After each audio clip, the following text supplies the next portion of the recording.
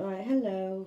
Back again to read Mary Magdalene's book. You may hear some dogs barking, see the thing go like that, the iPad, but don't take any notice of it. I've got dogs. I've got two dogs here, one's a puppy, so you might hear a squeak now and again. Anyway, let's get on with the book. Here we go. Mary Magdalene. Life in Bethany changed after our father's death and had become harsher. I, who had grown accustomed to luxury, had now to forget it. Then I was able to see that although we were forced to sell most of the little bits of land we had in order to pay for our taxes and debts, yet we remained well enough off, better off than the vagrants and beggars who passed through our village, thin and ill, and to whom we would give a meal and a bed for the night. At the back of our little house we still had the yard, the vegetable plot, a herb garden, an apricot tree, an olive tree, and a few vines, and a couple of chickens and a goat, gazing. My brother and sister had changed too. Both were in some respects as I remembered them, small with delicate features and limbs, dark eyes, flowing black hair. But Lazarus, I thought now, had a weak face. His looks looked marred by a pouting lower lip, an indecisive chin. Martha, on the other hand, had grown into a real beauty, with a little aquiline nose, liquid eyes. She had not married. There was a problem of the dowry, she told me, and then the responsibility of Lazarus, her beloved delinquent who drank too much, and whom she grumbled over and tried to chastise. I joined Lazarus in his delinquency. I tried to excuse it by telling myself I had little choice. I discovered that a report of my manner of leaving our country in the company of 4 strange men had quickly reached Bethany, and that it had not been forgotten, but had swelled into a monstrous story bearing little relation to the facts. I had acquired a reputation as a scarlet robe. I stepped into it and I drew it around me as a disguise. Then it became obvious that I could employ my newly acquired identity as a means of augmenting the meagre income of our family. So long as I remained discreet and careful in my manner of doing so and avoided any possibility of open scandal. It proved simple, almost as though the men of Bethany expected it. The first time it happened, I pretended to myself that it was an accident and that I had been seduced against my will. Yet I knew. I walked home with the money in a bag at my belt. The second and the third time I could not escape me, that I was well versed in the act of getting a man to part with his money for his goods, and that I gave him a good exchange.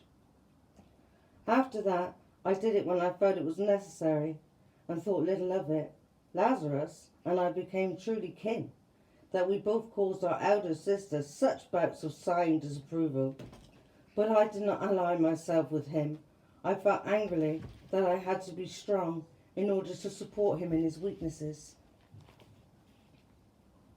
This kind of life, I suppose, suited me well enough. Every so often, however, I was compelled to mount the roof at night and watch the stars, and on these occasions I would ache with loss, with a sense of some mystery I had once understood and which I had now completely forgotten. About a year after I returned home, this restless mood gripped me in the daytime, which was unusual. I walked out silent and heavy-hearted, thinking to myself how the gift of song seemed to have deserted me, how I had not made up a song for over 5 years now. At the same time, I felt heavy and dull and cared for nothing. I sat on the edge of our neighbour's vineyard, usually a favourite place of mine, all through my childhood. When the grapes were ripening, I had come here to lie under the vines and watch the sun dazzling through the leaves, to watch the grapes swell and glow like lamps burning with perfumed oil. On this particular morning, I felt no such joy. I sat down, propping my back against one of the vines. I idly sifted the fine herb at its roots between my fingers. And then, suddenly, with no warning, the world was utterly transformed. The earth began to pulsate, every tiny bit part of it, separately and clearly, like a jeweled snakeskin or a stubby woven glittering cloth. At the same time, it was a picture come to life of women dancing with the utmost sensuality, undulating their shoulders, breasts, bellies, hips. The sky was affected the same way. It became the way through into a series of pictures that used colours and clouds to express themselves. Then I did not know any longer that the earth and sky were earth and sky. The universe breathed in and out, and I dissolved into it, no longer I. There was no I to know that I was not there. Every tiny seed of space joined up with each other to make the physical reality we call the world, but was also joined in a different pattern, many faceted like as a jewel sparkling in sunlight, to create another world whose harmony and complexity is inexpressible. This world shimmered and danced and changed constantly, and I, the not I, was part of it, and understood it, and was it. I saw different forms of life packed into these spaces, and I had been taught to think of as a void. I no longer knew why I was not a speck of dust, a grain of sand. I was a speck of dust, a grain of sand, and there was no I to know it. The only awareness of my separate self that remained was an occasional thought that I cannot say for certain that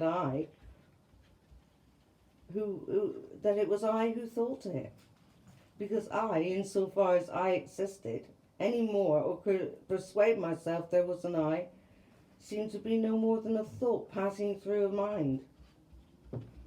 I did not think, God thought me. I was a thought passing through God's mind. I was both centre and periphery. The world contained me, and I contained the world, and there was no I to know this.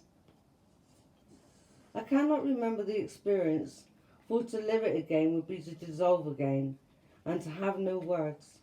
As the vision faded, I returned to myself. I wept for sadness, for it seemed to me that to speak, to put words together in patterns and lines, was to accept a crudity and rawness that mocked the beauty, now incomprehensible, of the world I had dwelt in briefly and was now exiled from.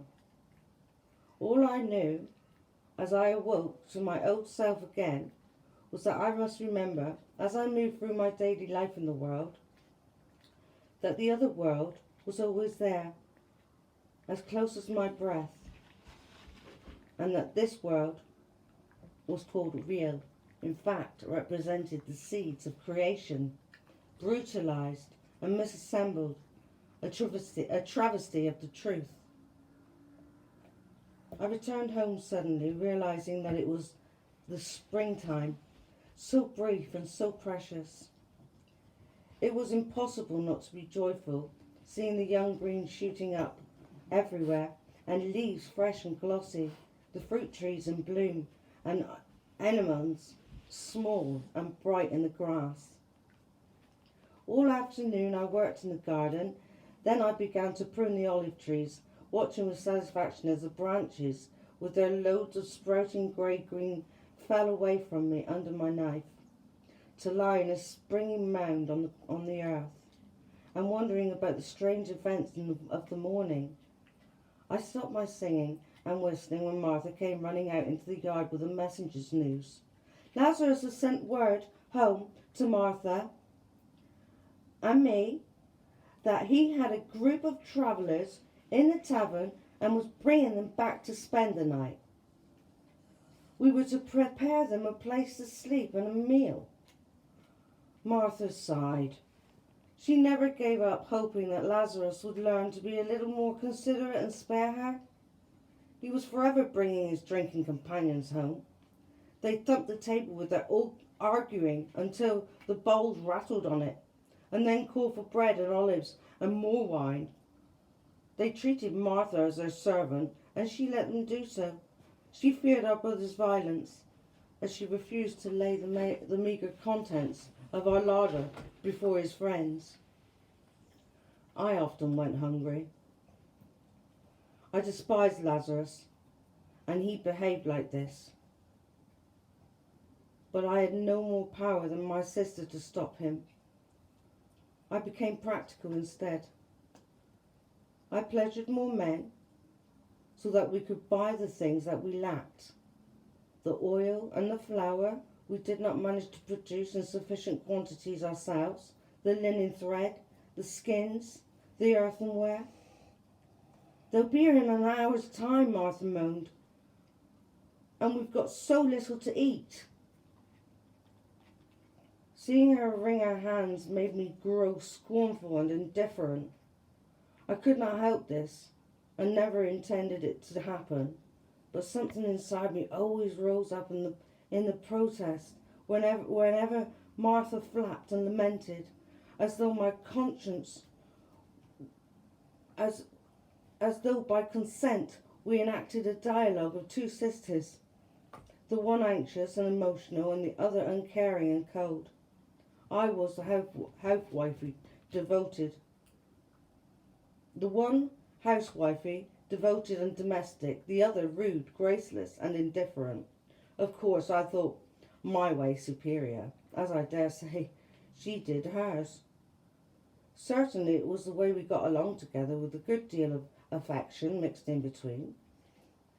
Like two loaves,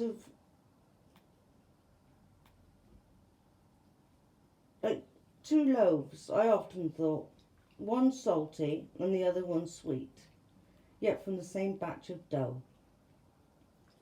We have plenty of meal, I reminded her, and the onions left over from yesterday, and there are the dates I brought home last night. Her face darkened as she considered who had given me the dates, and why. As usual, she found nothing to say on this matter. Martha was not a hypocrite, though she mourned my solution of necessities. She would eat my dates and offer them to our guests. She hurried indoors again to begin her preparation. I knew I should follow her to offer her my help. I knew as surely that she would refuse it. Martha and I wanted to be the queens. And her kingdom was stocked with knives and pots of wine skins and jars. The pride in her face when someone complimented her on her cooking always touched me. I didn't compete with her. We had developed our separate function in the entertaining of the guests our brother brought home.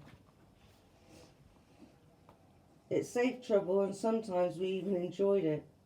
This way Lazarus became the child of both of us, and to be managed and spoiled.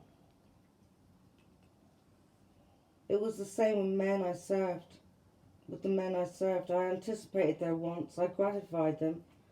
I remained aloof, despising them, their need for my pretense, their little cries, their quick satisfaction. And then I came home, and Martha mothered me, scolding, caressing, worrying. Sometimes I thought it was a little man. Sometimes I wondered whether she would ever marry, and was bothered to think I'd spoiled her chances, and told her so. At these times we felt close to each other.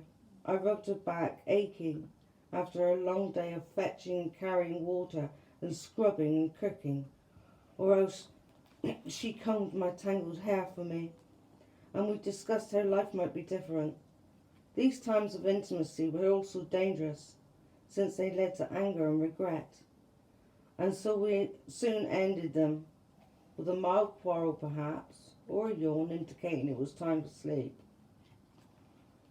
The sun was beginning to redden in the sky, and the warm air to grow chill. I felt hungry and cold, and I knew that I should climb down off my ladder and wash myself for the guest. But I stayed there.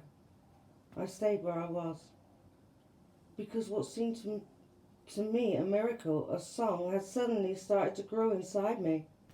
I wanted to catch it and make it mine before it flew off again, and I knew that if I went inside and heard the knocking, pots from the kitchen, that would be the end of it.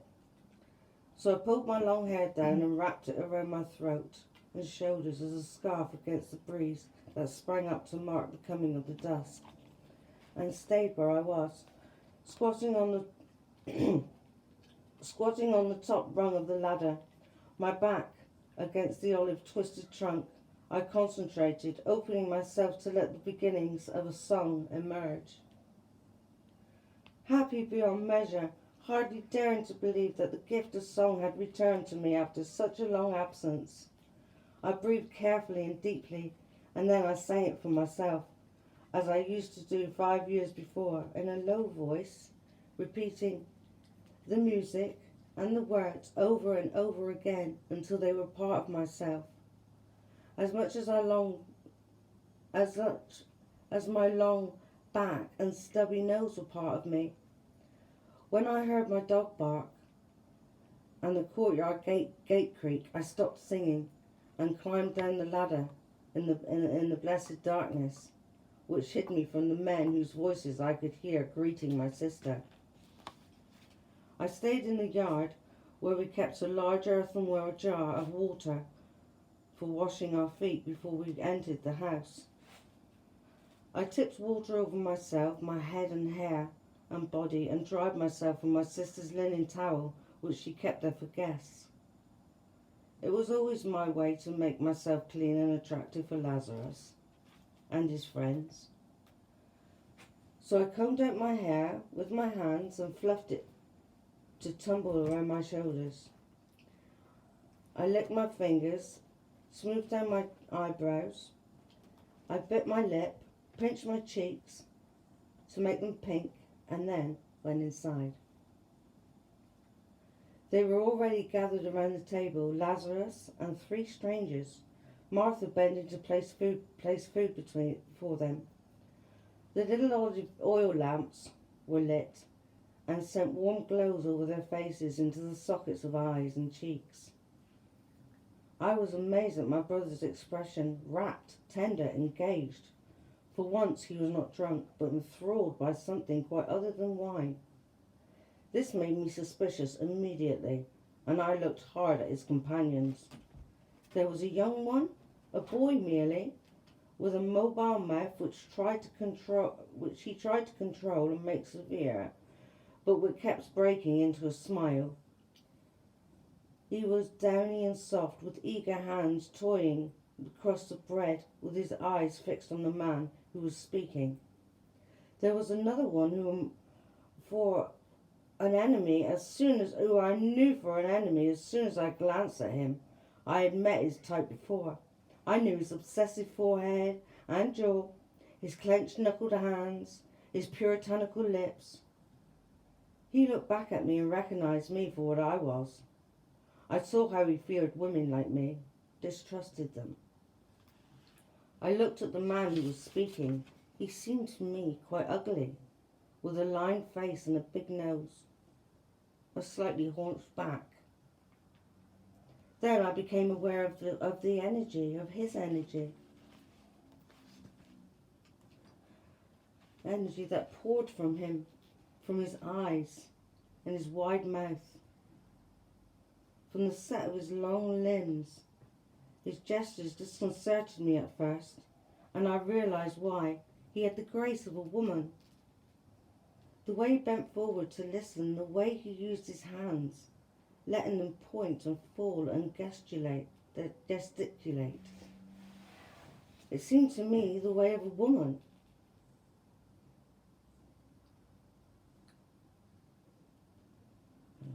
The way he leaned his head first on one side and then the other, the way he reclined at will, letting his arms drop and his mouth relax, was utterly feminine. He was like me, and I was not sure I approved. I thrust up my chin, squared my shoulders, and took a step forward. He saw me move and stopped speaking, and looked inquiringly at my brother. "Oh, my other sister," Lazarus said, dragged from his dreams. His words were curt, but his face not hostile for once. He turned to me. "This is Jesus." and Simon Peter and John. We measured each other. John bent his sweet smile in my direction. Simon Peter was grave and disapproving. I saw that he refused to be appeased in any traditional way by my loose hair, my girdle tightly encircling the small waist I was so proud of. My mouth practiced a half smile. The man called Jesus directed a beam of affection at me that pierced me. I liked your singing, he said. It was beautiful. It was you, wasn't it? Out in the garden earlier? I could only stutter. I didn't know how to respond. It was a coy trick of mine, he must have thought, to perform for an audience. I pretended I did not know was there. That was an old song you sang, he said, but you gave it a new meaning, so full of power. Mary sings well, Lazarus said, back in his role as host. She'll entertain us after our meal. No, I said, and I bent to sit at the stool at Martha's side. Don't let them disturb me.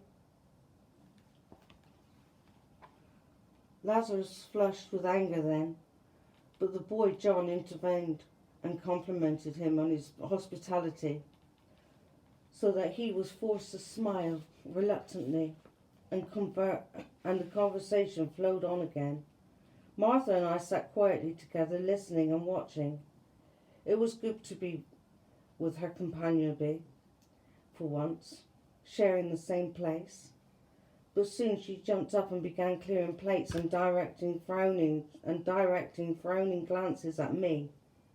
In public, she kept up the fiction that she expected me to obey her, whereas I sat on dreamily entranced by their talk, which was of farming and husbandry and harvest, honest and straightforward, as the meal that my sister had cooked and served.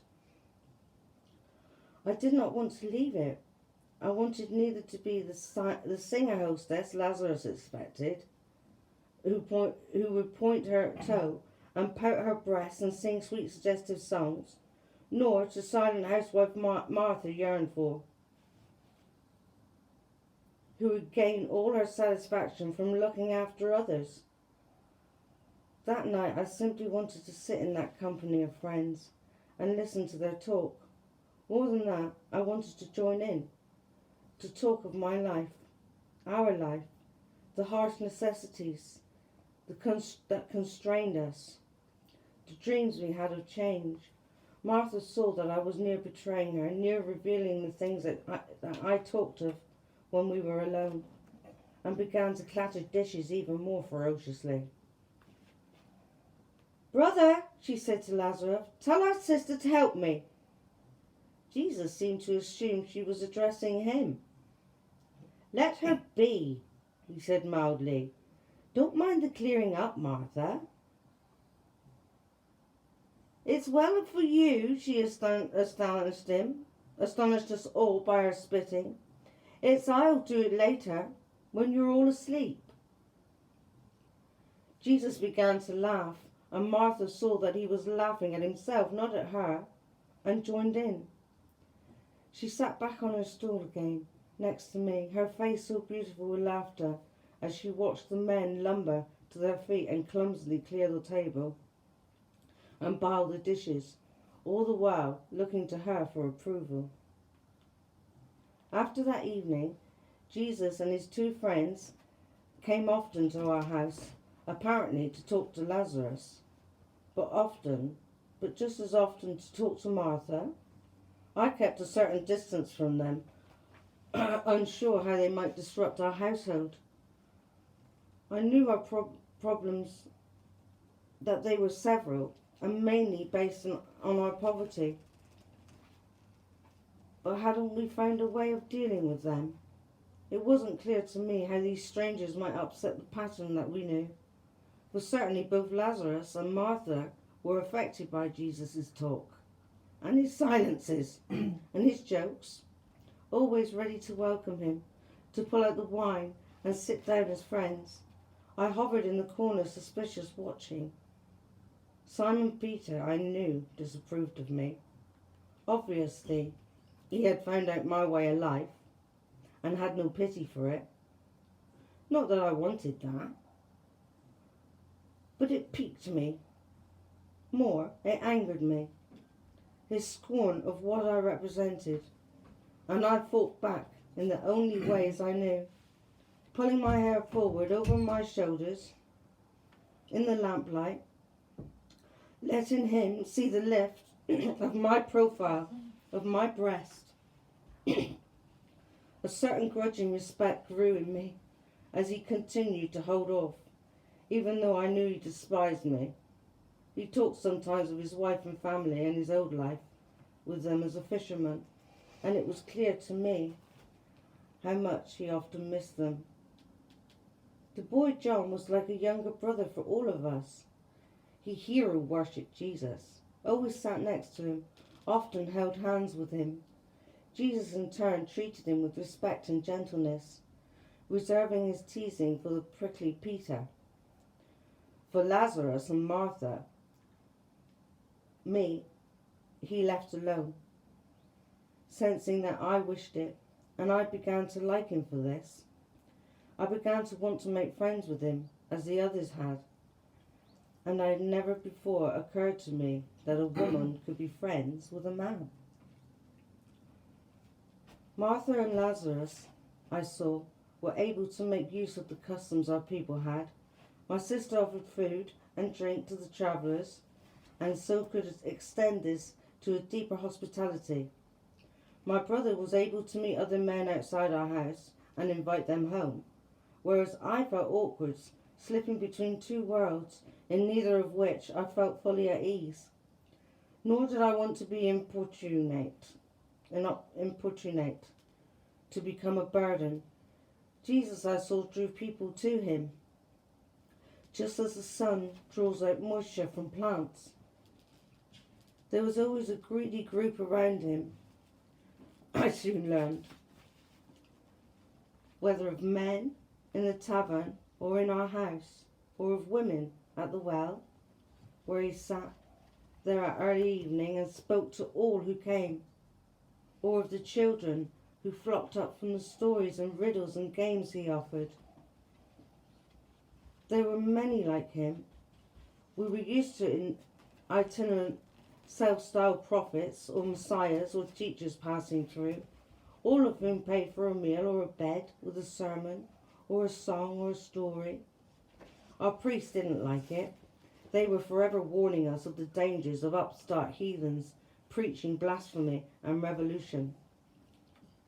I think they feared the undermining of their own authority and then some retribution by our rulers. Our people didn't care. They went on offering hospitality according to custom. The old ways of village life I didn't fully understand Jesus' purpose in coming to us. He talked a great deal on themes such as justice and the rights of the poor, and the love of the Most High, whom he called our Father and Mother. But he was also often silent, and into his welcoming space people entered, pouring out their hearts, telling him all their thoughts. It was this, I thought, which made him different from our other visitors, and it was this which constituted him as a threat to the way of our life our priests and rulers urged on us. Jesus was teaching us new ways, and so I began to fear him. Then Lazarus fell ill. None of us knew exactly what provoked it. Jesus and his 2 companions had gone away, walking to neighbouring villages, but promising to return after some weeks. Martha said it was a spring fever Lazarus had. I doubted this. At first I thought my brother suffered simply from the effects of the life he had led for so long, drinking to excess and not sleeping or eating properly. We nursed him between us, Martha and I, mixing the medicines our mother had taught us to prepare, forcing them down his unwilling throat, soothing him through nightmares. sponging his hot, restless body with cool water. Then one night, as I sat on the floor at his side watching over him while Martha snatched a rest, I listened to his delirium. I learned what ailed him. He lacked Jesus, lacked his words and company. He was dying for love. I told Martha the next day, I'm afraid he will die unless Jesus returns. Martha scoffed, but she wrapped herself in her mantle and went out along the street to inquire whether any news was to be had of the traveller's return. She came back irritable and disconsolate. I saw how she had too become accustomed to Jesus' presence in our midst and bewailed his departure. Then I grew angry, thinking, was this the way to treat friends who had fed and housed you? To vanish at will and send no message of your whereabouts or your return? It struck me then, with a chill at my heart, how this would always be the way with Jesus. He would arrive and depart, and those who loved him and wished him simply to stay and be peaceful would suffer for it. One night he had told us, I bring not peace but a sword. Now I saw how he gashed my family's heart. I had loved none of the men of our village, none of the men I pleasured. Good men, I suppose, for the most part, who tilled their land and paid for their dues and observed the Sabbath. Now it occurred to me, I too was in danger of growing to love this stranger who had arrived amongst us, stir us up and attach us to him with promises of a new life. And I perceived how I was no different from my brother and sister in this, and I was enraged. I left Martha wringing her hands at Lazarus' side and went hastily into our little garden. I seized a spade and began to dig over our little vegetable patch in preparation for the planting of seeds. A job that supposedly belonged to my brother, but which often fell to my lot. I didn't mind. I was strong and enjoyed the work, the wind cooling my sweat, my muscles aching with pleasurable ache. I dug all morning until my anger had cooled, and in its place had come a realization of what I should do. I leaned on my spade and I contemplated for a while. For a long while, the neat furrows of earth I had dug, that coiled over and over in long rows like the back of a serpent glistening in the sun. Then I went back inside the house and told Martha my intentions. She stared at me with horror. But that's black magic, she whispered. What will everyone say? What will our priests say to usurp their functions thus? I was impatient with her. No one need know, at least let me try. At last she consented, though in fear and trembling, and I persuaded her to accompany me to our brother's sleeping place. He lay unconscious, like one in a trance. I saw his life flickering like flames of a lamp that gutters out for lack of oil, and I knew there was no time to waste. Quickly I made my preparation. I fetched flour and water, honey from Martha's store, and tore linen sheets into strips and placed all of them on the floor at his side. I brought a bowl and knelt beside him. My brother is a bee, I sang, put to sleep by the cold winter and now lying frozen and nearly dead on the hard ground. We must put him in the hive again to keep him warm.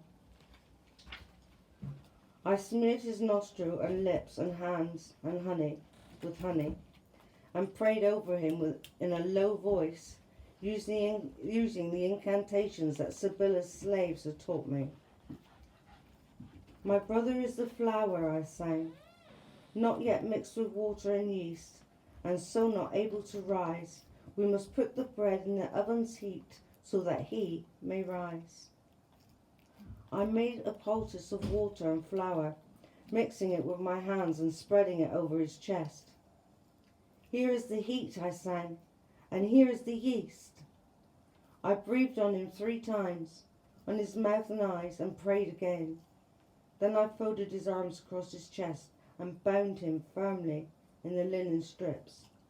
I pulled the bandages tight as the swaddling bands with which a newborn baby is wrapped, and covered him entirely. I tie you, I told him, I bind you with these bonds, and in 3 days I shall untie you. The power of my friendly spirit shall release you from sickness and bring you life and health, and everything shall be well again. Then Martha and I carried him to our parents' tomb behind the other neighbour's orchard, and opened it up and laid him in its mouth. The hive receives you again, I sang. The hive receives you again, I sang. The oven receives you. Sleep, brother, and then wake. Sleep in the mother's womb and be reborn. Martha and I watched as I prayed beside the tomb for the next 3 days. Each evening after sunset, we lit a torch and went inside to unwrap the bandages from the head of Lazarus, and to hold my mirror to his mouth to see if it misted over by his breath. Each morning we took our places by the tomb again. I prayed with a sorrowful heart, seeing Martha's grief for the brother she loved so much. She had placed her trust in me. After much hesitation, yet I did not know whether Lazarus would live. The news of the sickness and apparent death of Lazarus spread quickly around our little town. I had made Martha promise to tell no one of what I had done, for I feared to be arraigned as a sorceress. There was soon a small crowd summoned, more by curiosity than by love for Lazarus, I thought, watching with us by the tomb.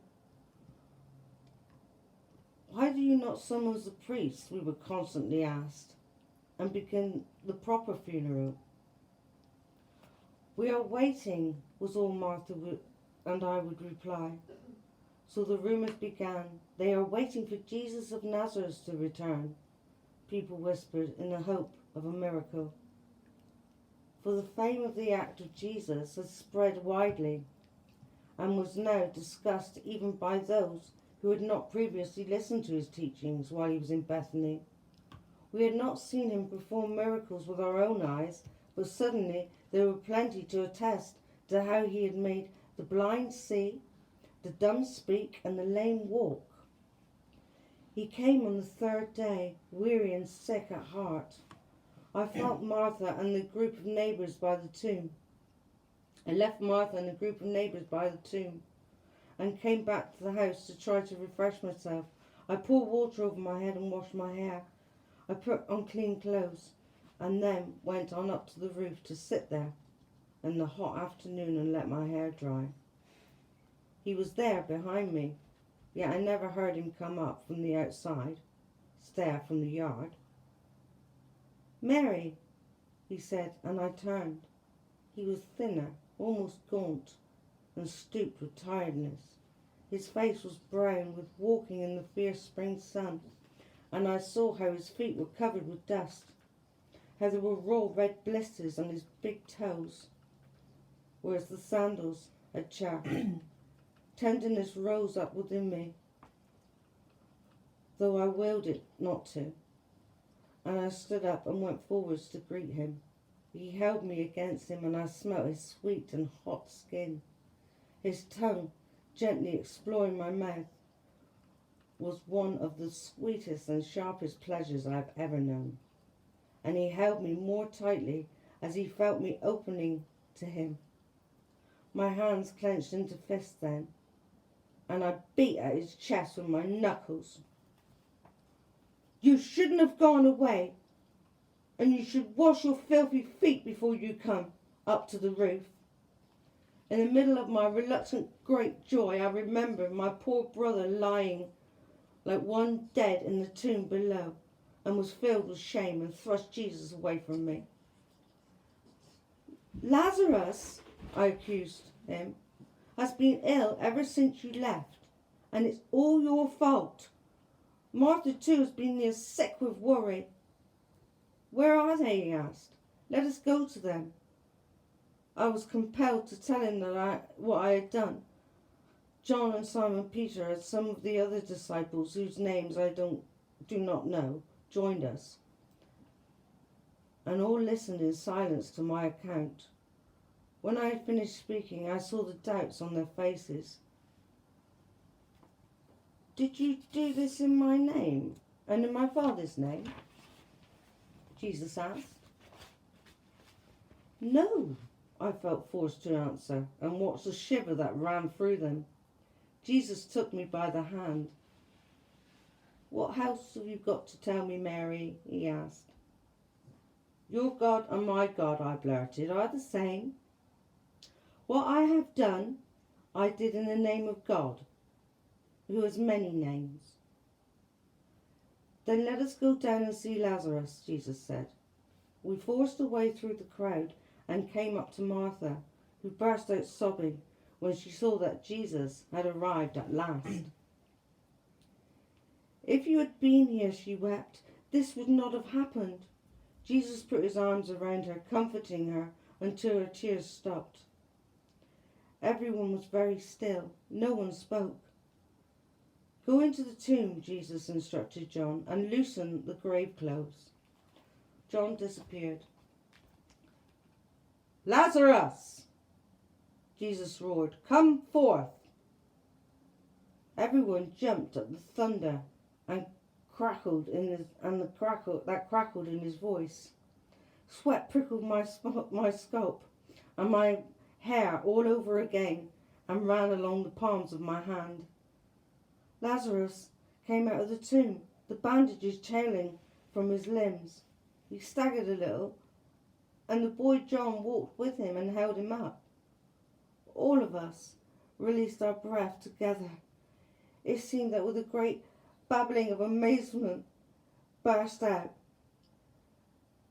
People pressed forwards to touch Lazarus and to poke their noses into the rank air of the tomb and to gaze in awe at Jesus. And for a while there was a great disorder and noise and confusion. Later, when the crowd had disappeared, bearing off all the disciples except Peter and John, and after Martha had taken Lazarus inside to rest, I took Jesus by the hand and led him out into the courtyard. There I washed his feet for him, the first service of love I had ever performed for a man. He knew this without my telling him it was so, and kept quiet, letting me kneel before him with my sister's best linen towel to dry his feet. The blisters on them were open and angry, and he winced as I dabbed at them. I drew my hair down then and let it fall forwards so that it hid my tears, and so I washed his feet anew and dried them with my hair, and then stood up and came to squat beside him and kissed his mouth again. Your lovely hair, he said, holding me. It's dyed, I confessed to him. I dye it blonde with henna and chamomile. He roared with laughter. Mary, Mary, do you think I don't know that? I'm not so totally ignorant of women as you suppose. Wait here, I commanded him, and sped inside to the room I shared with Martha, stumbling past Simon Peter in the doorway as I came back and not caring that his face was tight with disapproval. It was Sibylla's serpentine jar of ointment that I opened, and it was of her that I thought as I smeared it over the torn feet of Jesus, and I sighed with pleasure at its coolness. He sighed with pleasure at its coolness. I called down silent blessings onto both Sibylla and her slave for their healing arts, and I knelt before Jesus and anointed him as I had anointed my brother. Simon Peter's voice behind us was clenched and thick. What a waste! We could have sold it and given the money to the poor. Jesus looked up at him with affection. He was always thus with his tormented friend, willing to soothe and smooth down again. And I have to admit it caused me many a flare of jealousy. The poor you have always with you, he told Simon Peter, but me you have with you only for a short time.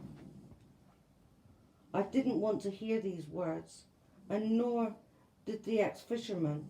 We glanced at each other with hatred in order to avoid hating the one we both loved passionately, and who threatened with the utmost calmness to leave us soon, whether we will it or not.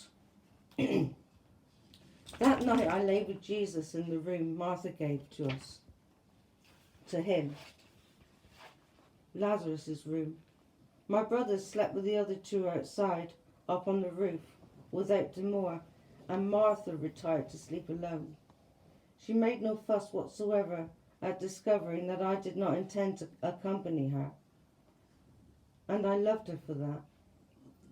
She is a generous soul, far more generous than I, and she left Jesus and me loving us both to be together. He and I sat and talked for a long time with the men in the village. It had never been like this. No, he and I sat and talked for a long time with the men in the village. It had never been like this. None of them had ever shown the slightest interest in anything I had to say. It was not part of the agreement between us. And in any case, I had always needed to guard my private self, to keep it separate and untouched. Jesus talked to me and listened to me as though I were his dearest friend. Indeed, he called me this, holding my hand in his and frequently kissing me, the stabs of pleasure and punctuation to our talk. He told me of his life and I him of mine. All my life that I have set down here. He told me of his mother, for whom he prophesied I would become the daughter she longed for, and she had never had. He told me of the other women he loved, his many women friends in the village and towns he had passed through on his travels, some of them the mothers and sisters of the groups of men who often travelled with him and whom he wanted me to meet. He described his father, the carpenter, and his parents' grief when he refused the trade they had chosen for him. The little town where he had grown up, his teachers in the temple from whom he had learned his scriptures, his slowly dawning sense of mission, the relief of his mother when finally he told her, and the support she was able to offer him. He asked me to sing for him, and I complied. And this set the seal on my love for him, that he said he was in awe of the power of my song, and saw in them the same mystery that he followed and tried to understand himself. Neither of us named it then. That came later. No, I'll read that again. I'll read that bit again. He asked me to sing for him, and I complied, and this set the seal of my love for him. Then he said he was in awe of the power of my song, and saw in them the same mystery that he followed and tried to understand himself. Neither of us named it then. That came later. That night we joined each other in our own private way, swearing friendship and loyalty, and then lying down on the hard straw mattress on the floor of my brother's room. We turned our heads and looked into each other's eyes, and he whispered, "Mary, Mary." and came to lie in my arms. He put his hands on my breast, holding them tenderly, as I had seen him touch children's heads. He laid his hand on the base of my belly, so that my breath stopped for a moment before my body took on a new life with a great shuddering sigh. Then we looked at each other, smiling, and we waited to let the pleasure build even more. Mary, Mary, he teased me, you've a gift for loving under that cool exterior. He understood the reasons for my pride, how much it cost me to walk along the streets and pretend not to care, how much I would have been wounded by the darts thrust by the respectable matron's eyes if I hadn't wrapped a cloak of indifference around myself. He held my head against his chest, between his hands, blessing me. Then he kissed me. I never let the others do that. Kissing wasn't the way. Kissing wasn't what they came to me for. And I made them understand that. With him it was different. Jesus forgave nothing. Jesus forgave me nothing because he said there was nothing to forgive. Nor was he afraid of me. Instead, he praised me, singling out as beautiful all the parts of my body I always thought others despised: my height, my leanness, my long back, my long toes, my unruly hair, my broad shoulders, my stubby nose. He told me I was courageous and strong, with a gift for loving and for happiness, and I believed him and thought that I might grow to be so.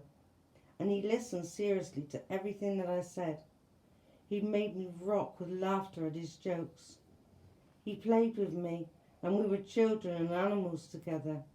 We gave each other new names as lovers do, foolish ones that grew out of the jokes we made together and out of the pleasures that we had. We were awkward and fumbling in this, our first knowing, our first loving, and it did not matter. What mattered was that we had begun. When we slept, it was fitfully. The night was hot, and our close embrace as we slept made our flesh sticky. And I was constantly awoken by dreams. 3 times during the night I dreamt of going down alone into an enormous dark place, deep below the ground. Each time I stirred, Jesus woke too, greeting me with delight and hugging me and listening to my story of my dream. Then we slept again, woke again, slept again, until finally the dawn came and we rose regretfully from each other's arms. He stood in the doorway with his back to me. There's something, he said, I haven't told you yet. I laughed to cover my fear, and he turned around. You have a wife, I suggested, and 6 children. Never meant this to happen. We mustn't ever do it again. And now you have to leave for a far-off country. He looked dismayed at the bitterness I could hear in my own voice. He came over to me and gripped my hands. I do have to go, Mary. I don't want to leave you, but I must. The answer is simple, I said. I shall come with you. Leave everything you have and follow me.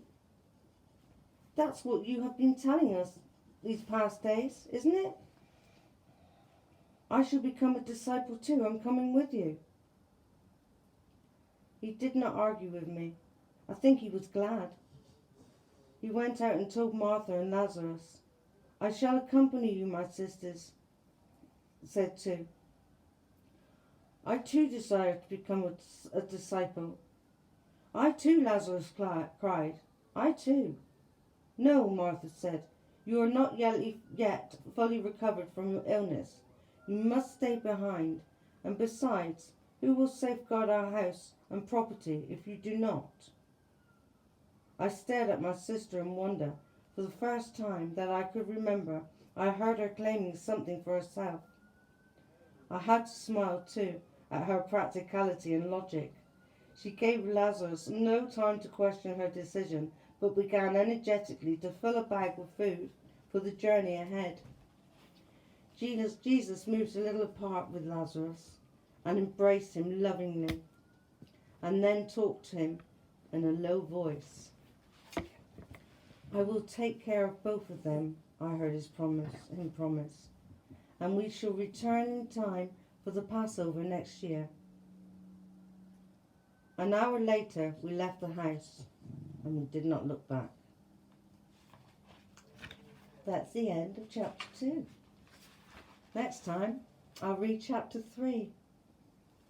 I enjoyed that. I hope you did too. Bye. Bye-bye.